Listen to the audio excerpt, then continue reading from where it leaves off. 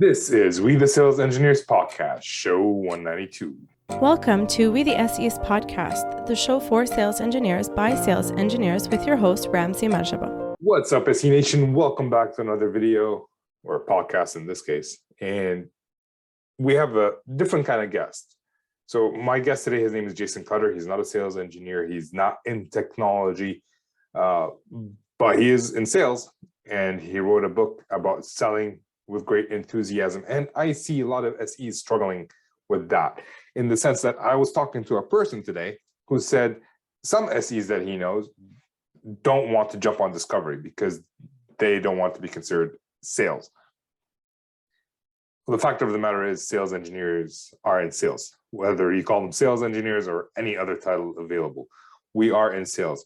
They get paid commission based on quota. They are in sales. Their job is to help their customers by using their own products. So they're selling their products to their customers. And we need to be able to sell without being salesy, without being cheesy, without being pushy. We need to solve problems in the end. And that's what I wanted to talk to Jason about selling with great enthusiasm. It's not just about selling. We have to be happy that we're selling our products to our customers. We're doing a disservice to our customers if we don't sell it. So that's what the conversation is about. So I hope you enjoy it and let me know what you think. I'll see you at the end of the show. How are you doing, Jason? Welcome to the show. I am doing great. I am super excited to chat and where this is going to go. I can just feel it. Good. Yeah, we've been chatting for like a few minutes, like 2-3 minutes. This is the shortest chat I've had before hitting record. So we already feel the excitement, and let's just get going. So starting off with the first things first, I guess. Who are you and what are you doing here? What am I doing here? Well, I would say it's the culmination of a long life that started out as a shy, awkward, bullied, late blooming child to two fantastic, loving, yet analytical parents. So my mom was a banker and moved her way up and around before she retired. My dad was an engineer, like electrical engineer, designed circuit boards, built stuff for the space shuttle, did a whole bunch of secret, classified stuff also until he retired. And so I was the product of two analytical people and my mom running the family who also hated salespeople and distrust salespeople, dislike salespeople. And the culmination of my childhood and my upbringing led me to get a bachelor's degree in marine biology. And I tagged sharks for years. And the best way to put it is standing on a 21-foot boat surrounded by 3 18-foot great white sharks at one point in my life was still the safest and best way to go instead of dealing with people. Like that's really the only way I can put it, and just imagine. Marine biology didn't work out. I didn't want to go to do more school. I ended up at Microsoft doing tech support because I thought I wanted to get into computers and technology. I did that for a couple of years until they outsourced all our jobs for the first time. Like everyone's used to offshore and outsource now, but at a point that wasn't the thing. And so we all lost our jobs to that, which was fine because I realized that wasn't my thing. Didn't get my first sales job until I was 27 in the mortgage business. And then that kind of kicked off a long streak since 2002, of being in sales, running away from sales, getting back into sales, writing the book, getting into consulting, and the kind of stuff that we're going to talk about today. All right. So has your mom's opinion about salespeople changed? Or does she still want it? So here's the thing, and this is the fundamental thing, and I think this is really where we're going to have a lot of fun talking about this, and for your audience of sales engineers, they can relate to this, is fundamentally there's the things that sales, and I'm doing air quotes if anyone were to see this on video, that sales people do that most people might tolerate but find gross and do not like, right? The classic sales people and the strategies is what people don't like. It's what my mom didn't like. It's for the same reason that when I was a kid, every couple of years we'd go to a car dealership and they would buy a new car. And it was anywhere between a 3 to a 4 to the record was a 9-hour experience where I'm sitting in a lobby, watching a TV with 3 channels and the lobby smells like tires and coffee. And literally my mom is tearing through every person they can throw at her. And that's because she knew their intention was to get the best deal at my parents' expense, and my parents' job was to protect themselves against salespeople. And so my mom is also on the other side, kind of like I am, which is appreciating sales professionals and people who need to make money at helping somebody. And if my mom is getting good service and getting help, like she is happy to go to a car dealership and find somebody who's really going to work with her on things. And then she's the best customer ever. She loves that. She will refer them. She'll connect them. But the gross sales, the sales that gives sales a dirty word, like that stuff, still no tolerance for it. So your mom was like the lead negotiator when it came to buying cars. She's the banker in charge of all the money and the finance, and she was the tough cookie for sure. Did you ever break it to her that when she's doing that, she's actually in sales? She's trying to close the deal just from the other end? No, and it's interesting you say that. Like I've never thought about that as well, like from the customer side, that she's doing it. And she is good at sales. She's just not always like a empathetic negotiator, if you will, for sure. All right. Cool. So like when I think of marine biologists, I think of exactly what you just said. Someone on a boat, someone very intelligent, doesn't like to talk to people, which you already mentioned. Why did you go into, like, what initially made you say yes to sales? I would imagine you having a hard time just saying yes to being a mortgage salesperson. Is that what you started off? Yeah. So for me, what happened was at the time when I went to school and I was at UC Santa Cruz working on marine biology, I also got my first job in the restaurant business. And so I had worked in the restaurant in my first job that wasn't a paper route as a kid in high school, was in a restaurant, but I was in the back. So I was prepping food, I was washing dishes, I was cutting vegetables, I was like cleaning and doing stuff like that. But I got a job at the front of the house, which is the restaurant side. And here's what's funny. In my mind at the time, I'm like, okay, I need a job and I'm going to work in a restaurant, but I don't want to deal with people, especially hungry people, because I know how I get with when I'm hungry. I know how my mom gets when she's hungry, so I'm not going to do that. So I was like, I'll just be a busser. Just let me clear plates and fill glasses. And that's the extent. Then what I realized, I was actually really good with people, like natural, not trying to be like, people liked me, became a server. They moved me up. People loved me. Like I did really well. And that broke the ice on me realizing, wait a second, like maybe, I am okay with people. So why do you think people liked you? If I have to guess, or like without sounding, too full of myself, I think the thing is I just fundamentally, it's two things. One is I don't try. So I don't try to get people to like me. We meet these people in life where they're just like schmoozing and they're like trying to be buddy and trying to build rapport. Yep. And at least for me, when I feel that, I'm just like, this is gross. I don't like this. Like, don't try so hard. So I think as I don't try. And then I think also because I was raised the way I was, where I was also raised to always go for the underdog. Right. It's part of my mission now is to help the underdog win at their own game. But because I was raised as an underdog, because I didn't have a great childhood, and I know what it's like when, things aren't perfect and you're not the most popular or whatever. And you don't get picked first for anything. It's just easy. I just talk to people because, it's just easy because I'm not trying and I don't think I'm better than anybody else. And I think that really helps because I'm just chatting with people. I think something that introverts have in common, I think, is the ability to just not want to overtake somebody, like not want to outshine somebody, right? And I think that also helps a lot in endearing introverts to people who those who are confident, at least in it. There are some introverts who are just like zoning out, and there are some introverts like what you sound like. You actually listen to the customers. It sounded like you cared about them. You didn't try to push being their friend, but you provided good service, you listened to them and you helped them out. Does that sound about right? Yeah. And I think that's a great kind of correlation to make too with people who might be more introverted, right? I think there's very few pure introverts that we have all met. A lot of people think it's very polar, like you're either extrovert or you're introvert, and ambivert is a great term, which is, it's situational, it depends.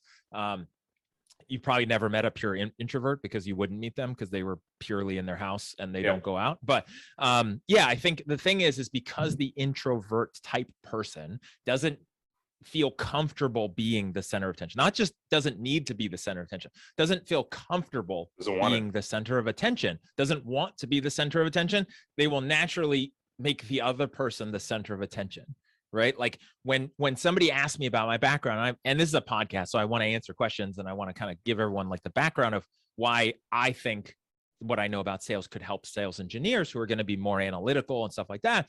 Normally, when people ask me about myself, I will answer a little bit and then deflect and ask other people, because I don't want to talk about myself all the time, because that's not what people really like to hear. So I think you're absolutely correct, where people who are more analytical, more introverted, they make it about the other person because they don't want the spotlight on themselves, which is actually a fantastic tactic for relationship building, is to always make it about the other person.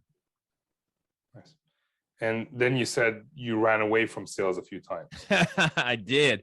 So here's what's interesting. You asked me, why did I get into mortgage? Like, how did that come about? If I didn't think, I didn't see mortgage as sales. It was 2002. Everyone wanted to buy a house. It was the height of the real estate boom. I was living in Seattle at the time. Like, literally, it was order taking. We even joked. It was funny how we joked and said, at the time, because it was so hot, it was like, if you answer your phone sometimes and don't ever call anyone back, you'll make 6 figures, just because you're literally like just helping people. And there's no persuasion. There was no effort involved. I still made a lot of mistakes, but there was no persuasion.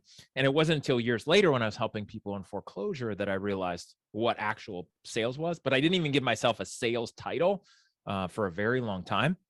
And I still didn't think I was a salesperson. Even when I was running sales teams, I was like, I don't know. It's like, maybe this isn't me, and maybe I'm not this. So I literally left the world of sales leadership and went into government contracting work, running operations overseas as a civilian. And then realized, like, wait a second, like, what I am good at is sales training, building sales teams and processes. And what I had beaten myself up a lot in my head was, dude with a marine biology degree, Microsoft, mortgages, sales, different careers, then government. And I was like, I'm just a hot mess. And then I realized the theme of that is the analytical, it's the operational, and it's helping people solve problems. And then I realized it's all the same stuff.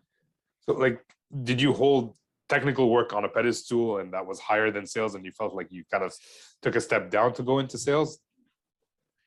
You know what's interesting is I never thought of that. Like, it wasn't like, hey, you're going to come here and be a salesperson. And I thought, oh, well, sales is bad, so this is a step down, because I was raised that way. Literally, I just thought I was helping people with mortgages. So I didn't see it as a sales role. And I think what we were talking about before we hit record, which is, the fact that sales, there's people that avoid wanting to call themselves sales or being in sales because they attribute that to the gross, dirty side, right?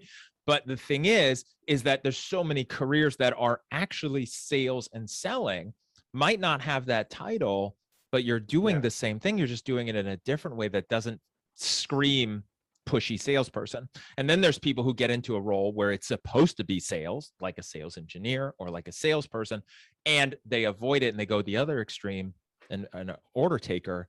So it's interesting too. And when I look backwards, I don't ever think of a time in my early years where I'm like, I am a salesperson. This is what I'm doing. It's interesting. In theory, at my current job, I am a salesperson. That is my actual role in my current company. I refuse to call myself an account manager. I call myself a hybrid sales engineer. There you go. Just because I don't want to be, my passion always lies with the sales engineering. And I was pushed into this role. So I didn't choose it. Maybe if I had chosen it, I'd feel different about it. But maybe I get into a spot where, like you, where I leave and come back, and now I decide to be a salesperson. I might enjoy it in the future. But what advice do you have for those who are like me, who are just like, I don't want to be sales. I don't want to be salesy. What would you tell them? Yeah, I think one of the biggest things is to understand that sales, when done right, and I will say right, like versus wrong, when done right by a professional, sales is service, right? Sales is helping someone achieve a goal, get out of pain, do something they want, buy something that will make them happy, whatever that looks like. It's about them, and it's a service to them. Sales when done right by a professional, is something you're doing for that person and with that person, not to them. Now, unfortunately, again, going back to the fact the word sales is, it has a dirty word. It is a dirty word, and it has a bad connotation because of what we think about with salespeople that we don't enjoy, that we've interacted with in our life up to the point where you get into sales. And so I think the biggest thing is understanding you can be a salesperson and you can persuade like a sales professional, and that that's different than what you think it takes to win in sales, right? And I think that's one of the big keys is most people think, oh, to be successful in sales, I have to push, I have to manipulate, I have to control, I have to ask for the sale, I have to use closing tactics, I've got to use all these like smoke and mirrors, and I've got to do these things, and I've got to worry about price and overcoming objections. Like, I disagree. That's a mode, yes, but that's not how it could or should be, in my opinion, when it's done as a service to somebody else. Interesting you say that. A lot of the salespeople that I've worked with many salespeople, and a big portion I would say that I've worked with or witnessed are those pushy salespeople asking for the PO, and give me the PO or get me the meeting, whatever it is, and they see those service-based salespeople as weak. Yep. They're too afraid to ask for the PO. Well, that's because we didn't solve a problem. Like, ask the PO for what? We didn't actually close the sale. So I guess it also it depends on who you're working with. As when I tried sales for the first time, my director was one of those people, right? Like in my previous job. Bet that was fun. Yeah. He wanted me to do some unethical things, in my opinion, which is why I went back, and which is why I hold such negative connotation to sales people in general. Currently, Yeah. I have a great sales manager, so maybe it'll be different. But one thing that SEs struggle with. Go ahead, please. No. And then I think that's the challenge, right? Is it just perpetuates sales is gross. I have to do these things to succeed. And I think one of the big things is, you're right, there's the extremes, which is pushing, manipulating, doing unethical things to close the deals, or just pushing everybody for POs. Then the other end, which I use the label order taker, not as a negative, but just as a state of selling effectiveness, which is hoping, like, if I'm just nice, if I build a rapport, if you like me, if you trust me, hopefully you'll want to buy from me, because I just don't want to go to the other extreme. And I think there's a place in the middle that's very effective. Well, it's the consultative portion. Like, if we provide good I guess we're going to talk about that in a second. Yeah. Well, it's that plus following through with it, because you can do a very good consultative sales process where you do find the problem and then you have the solution and you let them know, but then do you actually move them forward or not? Yeah, 100%. So one thing you said, like, when sales goes right, it's service-based. And I find that a lot of sales engineers align with that aspect of it. They want to help the customer.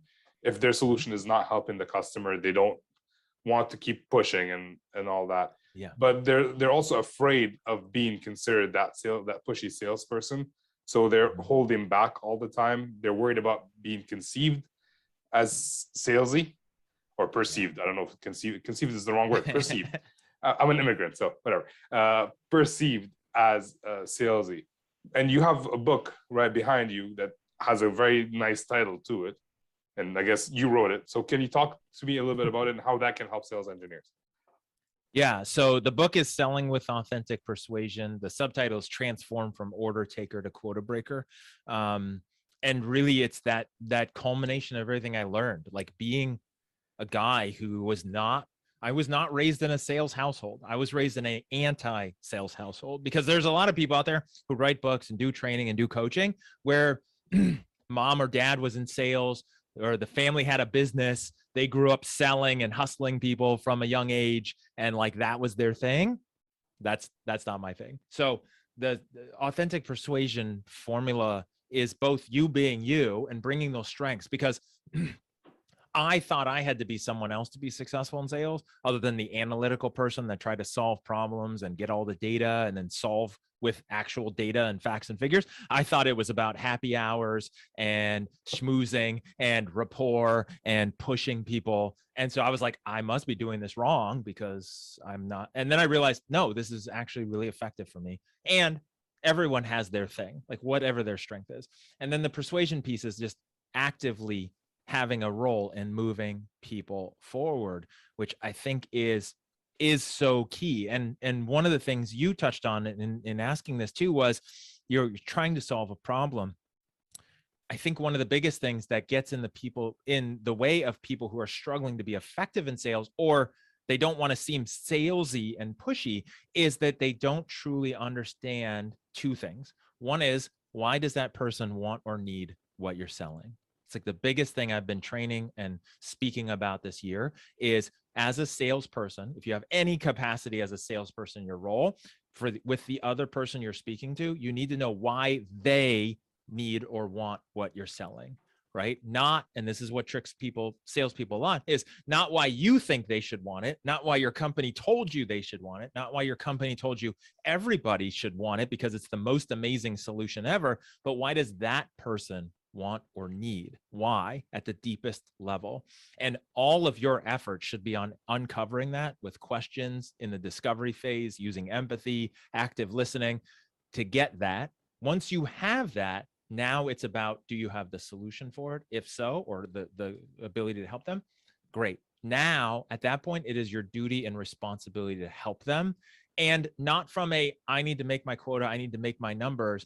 But here's the big thing that shifts a lot of order takers' mindsets and people who struggle with it is, what is the worst case scenario? If I know why they want something and why they need what I have as a solution, if they don't buy my solution or my whatever from me, what's going to happen to them?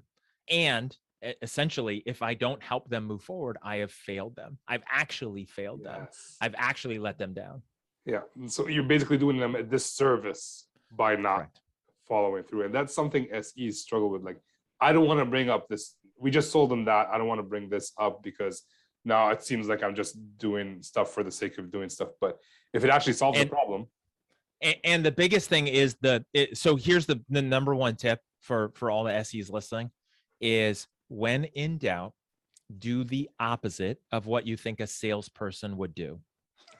Okay. That's the number one tip. Everyone asks me, like, what's the number one tip for closing more deals? Of course, there's no one tip because it depends. It's all different. Like, there's more than one thing, right? The number one thing, when in doubt, do the opposite. So in that situation there, where you've sold them something, you need to sell them something else or upsell them or cross-sell them, and you feel like, oh, they're just going to think you're pushy and trying to hit your numbers, do the opposite. A salesperson wouldn't say, hey, I'm not trying to make my numbers here. I just think you should help it. Like, call it like it is. Literally call it like it is. One of the biggest things I train people on is just, if it's a cold call, hey, this is Jason. This is a cold call. You weren't expecting my call. Do you have a few minutes to talk? I want to ask you some questions, see if we should talk further. Just call it what it is. Don't shy. Don't pretend. Just call it what it is. Yeah, like what I like to do is go into it and say, like, hey, throughout this conversation we've been having about this other problem that we have, we kind of uncovered this other thing, and we can help with that. I didn't want to muddy the water earlier. I didn't want to add confusion, but now that we've closed that and we've relaxed, do you have time to chat about this?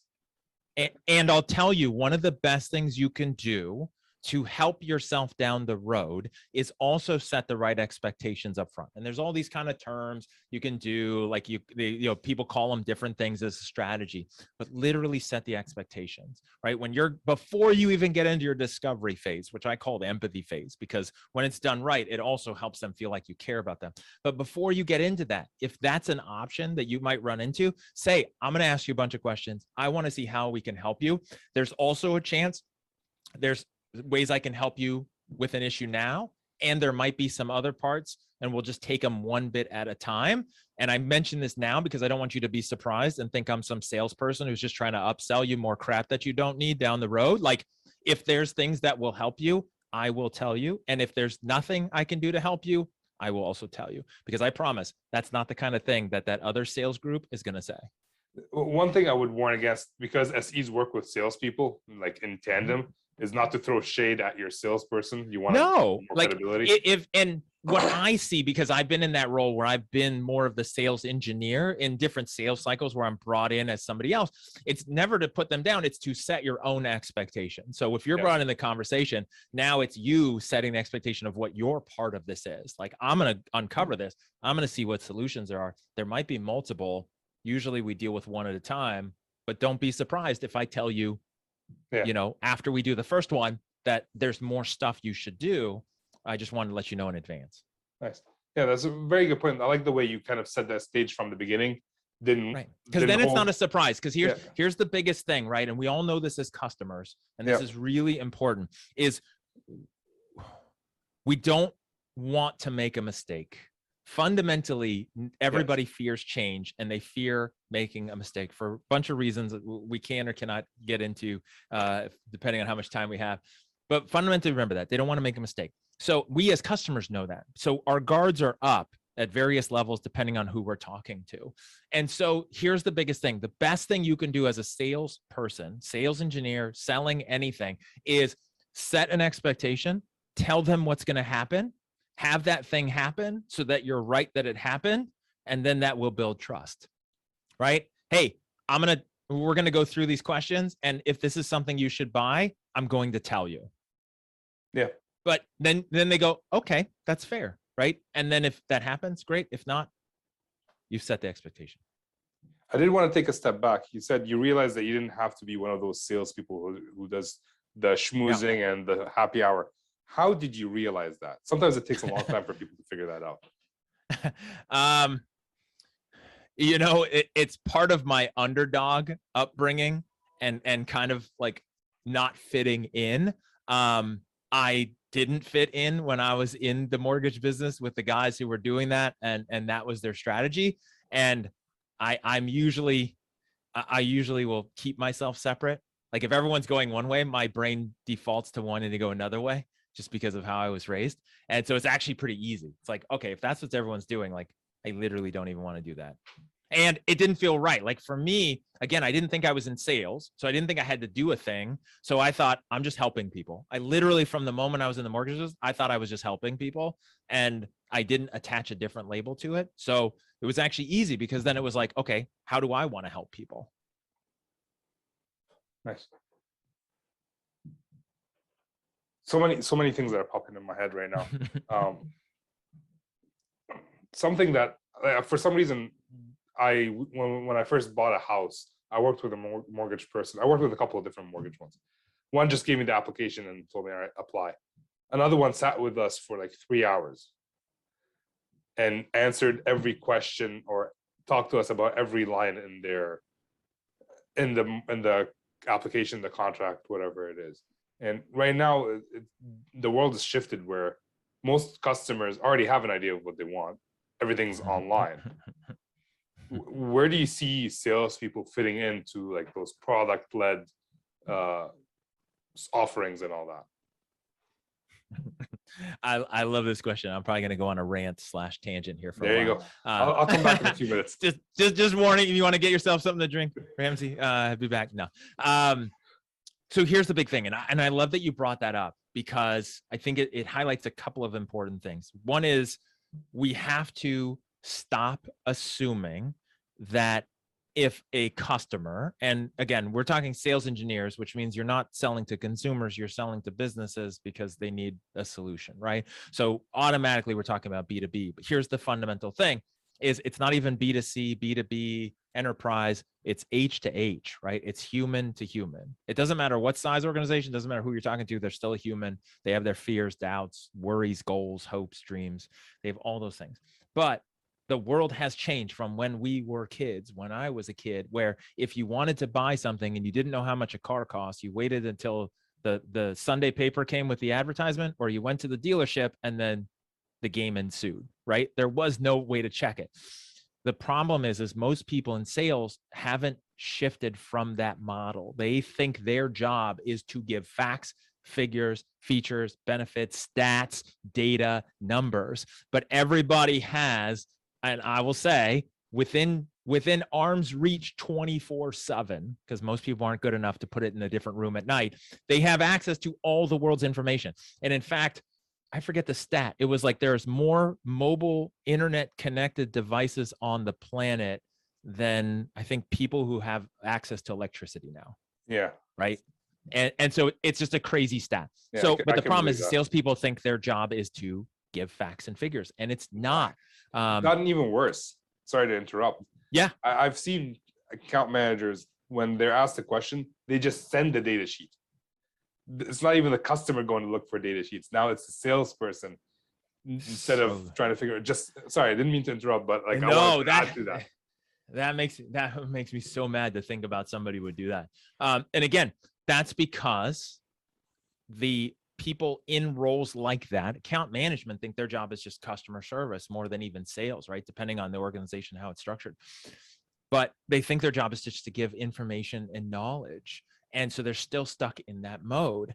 Here is the deal, but here's the one thing that people are seeking. If they're dealing with a salesperson or somebody at a company, they don't need information. What they need is wisdom.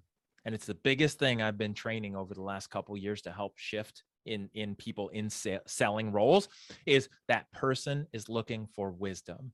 They're not looking for knowledge. They have all the information they want within arm's reach, and they might not have the information. They might not have done the research, right? There are still people who go into a car dealership lot and have no idea what the prices should be. And then whatever's going to happen to them is going to happen to them. But if you assume that's the case, then you're going to lose. You're going to push people away. They want is wisdom. And what they want is wisdom so that they know that the decision that they could make is the safest and best one. Again, because they're afraid of change. They're worried about making a mistake. They want wisdom. I'll give you a quote that's in the book. It's my favorite one. I'm not great at memorizing quotes, but I love this one. Knowledge is knowing tomato is a fruit, right? Wisdom is knowing not to put it in a fruit salad. That's from Miles Kington. And the key is that salespeople think their job is to spit lots of knowledge, but that customer wants wisdom, which is the application of knowledge and information for their situation to help them on the other side safely. And I think that is a huge shift, because again, salespeople think their job is to lecture and convince, and it's not. It's to be a guide. So I'm going to push back on one thing. Well, first off, go. Right now, it's the sales engineer's role also to provide that, because when it comes to technology, the salesperson might not have all that knowledge and wisdom to provide. The thing I'm going to push back on is customers don't know they want wisdom. They don't. But they don't know they need wisdom. Correct. They just think they were asking for a quote or asking for a demo. And that's where SEs and salespeople have to work to make it obvious for them that their wisdom is valuable. Yes, because here's what the customer wants. This is why they ask for the data sheet. This is why they ask their objections. This is why they ask for the demo. This is why they tolerate salespeople, even though they know there's a risk. If I go to a car dealership right now, I know there's a risk. I could lose, right? But I'm willing to do it. The reason why is that they need to know if they're going to make the right decision and that it's the safest one. So they don't know. They don't call it wisdom. You know what? I need to talk to Ramsey because I need some wisdom today. No. And they might not even know the information and knowledge. You have to explain both, right? Give the wisdom is the application of that. So it's not just here's what my widget does for customers like you. It's what do you need? Why do you need it? Why do you want this? Okay, here's what my widget does for you. This is what it will do for you. And this is why it's best for you. Nice. Yeah. Do you even need my widget? I think that's the big thing. A big thing that customers can't tell if they need my product or not. If you can help them figure that out early on, they will love you forever. And that's it. And really what I focus on is helping people who are struggling in sales realize their role as a guide and to help with wisdom and uncover that one question I mentioned. And once you do that, the rest of it's easy. The rest of it's not closing. I don't have to ask you if you need to buy. I don't need to push you. I don't need to do tricks. I don't need to bribe you at the end of the quarter. Like literally, I know I can help you. You know I can help you. So now I just need to help you. I feel if you need to ask for the PO, you probably did something incorrect early on. Yeah. And keep in mind, this is coming from a guy who didn't like sales, wasn't raised in sales, doesn't like pushy sales. When I'm a customer, I don't like pushy sales. As a salesperson myself, as a sales professional, I just assume if I know, kind of like the doctor, that I ran the test and you need heart surgery, I'm not going to say, well, here's the data sheet on heart surgery. Here's an email. I'll send you a follow-up email. Here's a brochure on it. Here's my card. And I'm sure you need to talk to somebody about it. I'll follow up with you next week. And by the way, if you decide to get the heart surgery before the end of the quarter, we'll give you a free anesthetic, right? Or whatever. And so that's ridiculous. Instead, it's, we need to do this. We need to make the appointment right now. Let's go. Nice. All right. So usually at this point, I move on to the not so far. It's the next phase of our conversation. But I am curious, what drove you to write this book? The biggest thing, and I didn't think of it at the time, but they always say, write the book that you wish you had had in your sales career. Because I read a lot of books and I had to learn a lot about sales from people who I felt like they were just natural born salespeople talking to natural born salespeople. And for me, it was really a part of like discovering what it was that I did, because I didn't have a name to it. In fact, I wrote the whole book. I wrote it twice. I actually wrote it once, threw it away because it was garbage, and then wrote it a second time from scratch. And not just being critical of myself. I was like, this is terrible. And I literally threw away 60,000 words and started over again. And I still didn't have a title until it was in like almost final editing. So part of it was my discover the framework. And then part of it was, how do I leverage this? Because I can only impact so many people. I can only talk to so many people. I can only train so many people. But what can I put out there in the world that could help people like that I might never see? My mentor, David Meltzer, says, plant seeds for trees that you'll never sit under, right? And that's kind of like why I wrote this, is like, just put it out there and shift the way sales is done. Sales is so gross. All the stuff we're talking about, it's because people just do it wrong. And so just doing my part to help shift the way sales is done. I like that. I would like pay money, honestly, to read the first version of the book. I don't know why. I even tried. I was like, okay, I'm going to write it again. I'm going to copy and paste. I'm going to use parts of it in different chapters, and remodeling the house was so painful. I decided to just burn it down to the ground and start over from scratch. Okay. No, you would not. It was so boring. It was so bad. So bad. You're hyping it up for me. All right, let's move on to the not so fire round. These are the same 4 questions I ask pretty much every guest, and it's not so fire round, so you can take your time answering it. I'm not in a hurry. I think you can answer this one easily. What do you love about whatever it is that you do today? Like in terms of sales, which do you prefer actually, sales or coaching? Because you have to do both in order to sell your services. So I love doing both. I have learned that I love teaching and coaching. I know in a different career path in life, I would have been a teacher of like kids or of adults or whatever, whatever that looks like. I absolutely love, and I get this from sales as well, is that facilitating and encouraging those light bulb moments. I love nothing more than when I tell somebody to something to do as a strategy or an idea, and they were struggling with something, and they're like, okay, let me try that. And it works. Just like when, somebody wants a book recommendation, it's like, hey, check out this book. And they're like, this is amazing. So I love those light bulb moments. I love being in even a call center. Somebody's on the phone and like, here, try saying this, and it works. And then that light bulb goes off, and it's amazing for everyone's benefit. It's what I do in sales too, which is, I want to give you things and help you in such a way where like that light bulb goes off.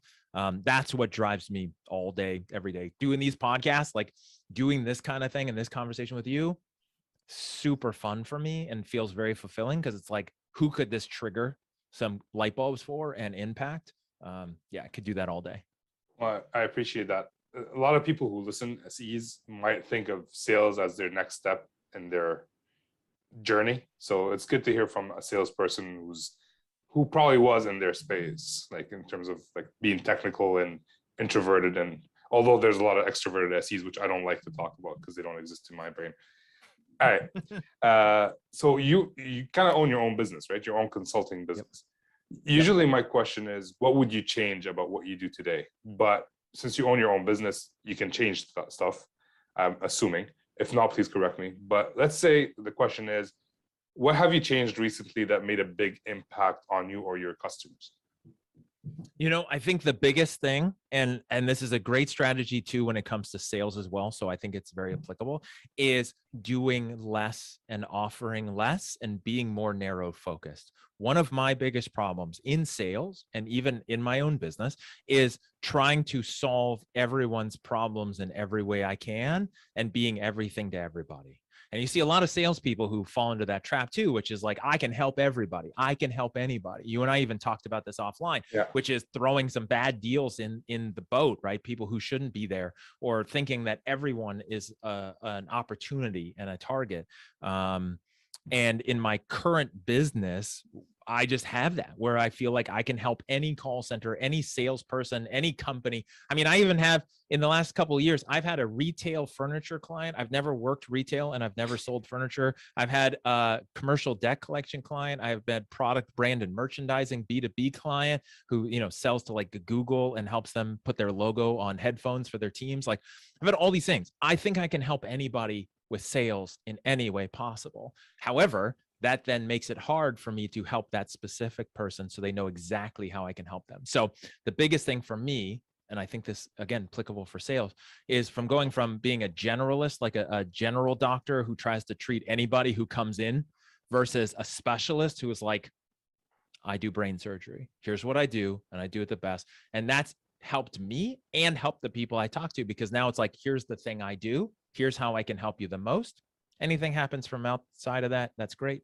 But being focused, that's why, even before we started, you asked me about the book called Road Less Stupid, Yep. which I'm not usually a fan of provocative titles and swearing in books. And it's like trying to get your attention. Like that's usually actually an absolute turn off for me. And I was recommending this book and I love it. The biggest takeaway was start less things, finish more things. Yeah. And I use that now with my clients, which is like, let's focus on one thing. How do we do this one thing really well and do that over and over again? Yeah. So there's something like when salespeople are throwing all these opportunities in the funnel and they force their SEs to work on, even though everybody knows they're not going to close, it's not going to lead to anything. This pisses off so many SEs. So I'm glad you're kind of, you're not advocating that. But out of curiosity right now, I guess the whole podcast is out of curiosity, by the way, in case you're wondering. But right now, you said you're kind of niching down on your customer set. What is that? It's so if I have to niche down on the customer set, it's typically business to consumer, financial services, or debt relief, something that's a considered purchase, right? Like, should I get this insurance? Should I sign up for this program to help with my debt? Telephone, call centers, because I think telephone's really hard. I think face-to-face sales is actually really easy. And if you can't do face-to-face sales, like I don't really have too much sympathy for you. But most of our communication as humans is nonverbal. And so when you're over the phone and you can't see somebody and read body language and pick up all those nuances, that's a totally different game, right? And I had to learn that on my own. So that's my niche as far as like industries, let's say. But really the niche is also in the services I do, which is training and coaching of individuals as well as leaders. So I'm like super excited about helping that sales manager who was a salesperson, got promoted, and then left on their own, assuming they know how to actually manage people, which is a different skill than sales. Yep. And helping them be successful and finding the balance between being good at sales and being a good manager and how that actually works. So that's really fun. And I love doing that in any industry, like doing the training, the workshops, the coaching of individuals and leaders. That's really the niche I'm focusing on because I love those aspects the most. Nice. All right. You already mentioned the road less stupid. There is your book, Selling with Authentic Persuasion. Yes, I am looking at your bookshelf behind you. Yep. Is there another resource you would recommend for SEs to be able to be better salespeople? A big portion of sales engineers is sales, at least half. So how can they become better salespeople? Is there a resource you would recommend? I can't think of any on the SE specific side other than shamelessly pointing to mine, because I think, and not just because I wrote it and it's my book, right? But that I have, like you said, that background of more of the analytical, more of the engineering with the parents that I had and the way that I was raised, where I think that's who it resonates with most. I mean, I get feedback from people who read the book And sometimes people read it and they're like, yeah, it was okay, but it's all stuff I know and it's kind of boring. But I also know their sales style and they're more on the other end of the spectrum. And it's because they were looking for cool ways to like, close deals. Yeah. Cool techniques. They're looking for techniques and flash. And I'm like, this is not going to help get you over the hump at the end of the quarter. Like if that's what you need, this is different. This is fundamental. So I haven't read your book, but based on our conversation, I feel like your book could be good for any person who's hesitant to go into sales engineering or sales, just so they know that you don't have to be that guy that you don't enjoy seeing or talking to. So yeah, and I think that's one of the biggest things, and I try to get it in the hands or get people to be aware of it. If they're debating on being in sales or they're in a role that's like has an escalation, right? They're in marketing, which goes into sales, or the SE or SDR, BDR, or something like that, and they're hesitating because they think sales is gross, which is fair. But yeah, for sure. I mean, like, is this for you? And I even in the first part of the book, the introduction is like, this book is not for everybody. Like, this is not for you if this, but it is for you if this, which is funny because I literally wrote the book like I sell, which is the same thing I would do if we were talking and I was going to sell you something. Like, I'll let you know if it's a good fit or not. All right. Last question of the not so fire round. Is there a habit you are working on today to improve, whether it's in your personal or your professional life? One of the biggest things is finishing things, like I said, from the road less stupid, start less things, finish more things. But it's also focus. I find myself, and I see this with a lot of people, just all over the place throughout the day. Like I'm checking one thing and then I'm checking another thing. And then I catch myself going, wait, why am I checking this other thing? Not just like social media, but like I'm checking my email. Why am I checking my email? Because I was in the middle of writing an article. Why am I checking my email? That's so dumb. And so using things like the Pomodoro technique, I use a widget on my browser called Cold Turkey, which literally shuts down all internet and from anything I don't want for a time period, just to force myself. I don't have an escape route. Sometimes I'll go to the coffee shop, turn off the internet, and literally leave the phone in the car and just work. Nice. All right. Usually I ask you where people can connect with you, but before we get there, is there a question you were hoping I would ask you today that I didn't? No, you did a great job. I think this is going to be fun for sales engineers because I know what that looks like from the other side, from the sales side. Yeah, I think we covered a lot of great stuff. Cool, man. All right. So last question of the day. Where can people reach out and connect with you if they choose to? So the best place to start is jasoncutter.com. So on there, I have my podcast, I have my books. So Selling with Authentic Persuasion is one. I have a couple of ebooks. One's on overcoming objections and one's on motivating your sales team. I have coaching programs. I have some free training I do around the book every Friday, and you can find all the links. So when in doubt, start with there. And then from there, you can find me mostly on LinkedIn, Instagram, Facebook, my YouTube channel. Email me, jason@cutterconsultinggroup.com. When in doubt, if you really forget all of this stuff, maybe you're driving or walking the dog, like Google Jason Cutter. I believe I dominate the first 3 pages of Google. So you'll find me. Just Google me. #1 ranked Jason Cutter in the world right now. Cool. Yeah. If they can't find you on Google, they can check out the show notes, and your link is going to be there. We go. Check out the show notes. All right, man. Well, I appreciate your time. This has been great, and I hope to talk to you soon. Thanks for having me. My pleasure.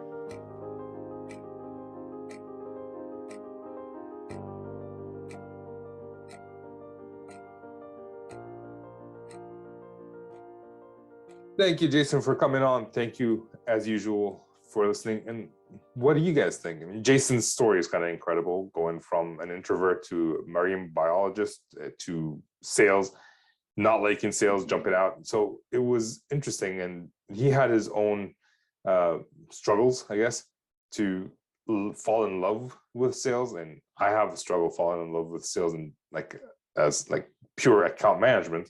But sales engineering should be easy to fall in love with, at least in my humble opinion, because I've been doing this for a while, I guess. So what do you guys think? Do you have the conviction to sell with enthusiasm? Are you sellers in general? Are sales engineers sellers? Maybe we should answer that question first, because if we can't answer that question and agree to that, then all this discussion is useless. So let me know. Are sales engineers sellers? So leave a comment below and let me know. See ya.